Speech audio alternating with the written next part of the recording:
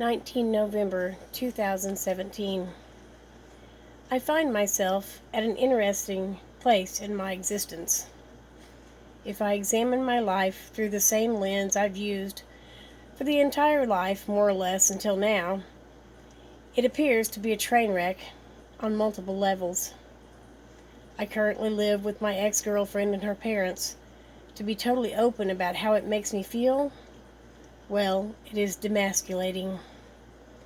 I, however, must take responsibility for how this all happened. It was, after all, a cascade of events, all triggered from decisions that I have made. I made them deliberately and with prior knowledge that the consequences may lead to a result close to my present state. To be clear on my present state, you should know that I have felt like ending my own life. Something keeps me here, though, as I am sure is the case with most other humans.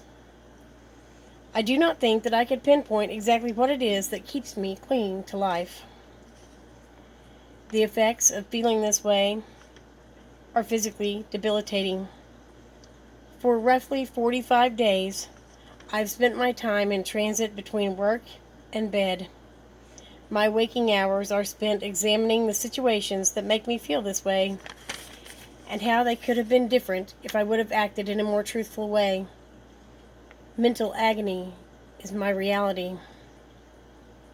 Someone with real problems may view my perception of my own life as flawed or foolish, but to me the pain is very real. Darkness, after all, is relative. I should feel relieved that my life doesn't have any problems that humanity as a whole would deem as dire. Instead, I feel angry and resentful for the current state of my life to a degree that my behavior would implicate a whole plethora of more substantial issues. So then I noticed a vicious circle where I am contemplating wanting to kill myself over such trivial problems.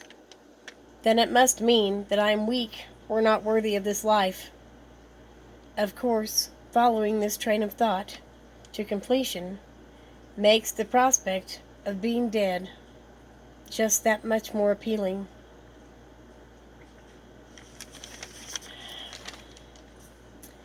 That was a page from my son Mitchell's journal,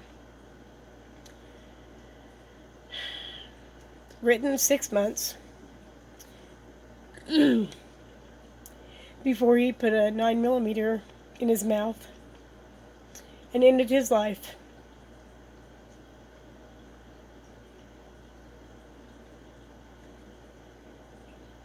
Those of us who knew and loved him didn't see it coming.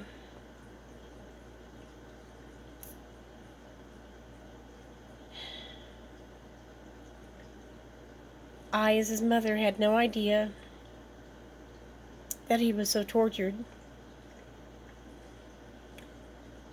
Because if I had,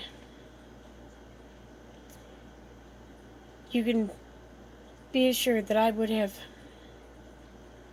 done everything in my power, given up anything in my life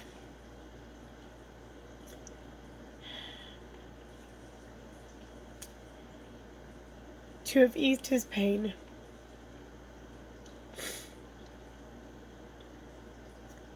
In a society that brags about how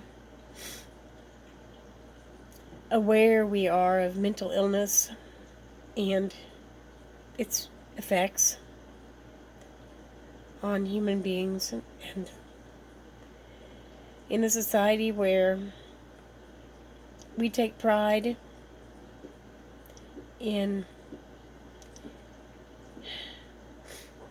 bragging about what a wonderful job we've done of bringing the whole mental illness thing to the forefront and ending the stigma and bringing greater understanding.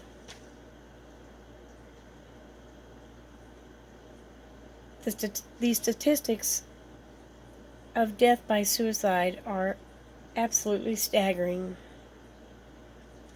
In the time that it has taken me to record this video to this point. At least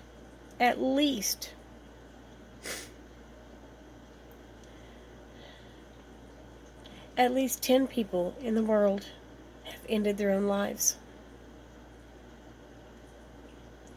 I can guarantee you that someone you will interact with today, or that you have interacted with already today,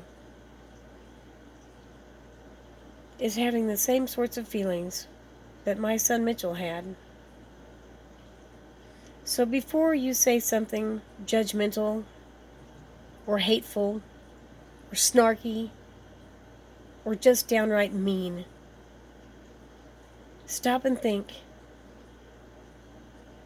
Why? Why are you saying that to someone? Why are you treating people that way? That person that you say that mean, snarky, judgmental thing to is somebody's son, somebody's daughter, somebody's mother, or father, or brother, or grandparent, or best friend, or husband or wife. We don't know what kinds of mountains those around us are climbing. And we may never know. But I can guarantee you one thing. When someone's climbing a mountain, the last thing they need is for someone else to step on them and kick them loose. Be kind. Be understanding. Be gentle. And if you can't be any of those things, for the love of God, be quiet.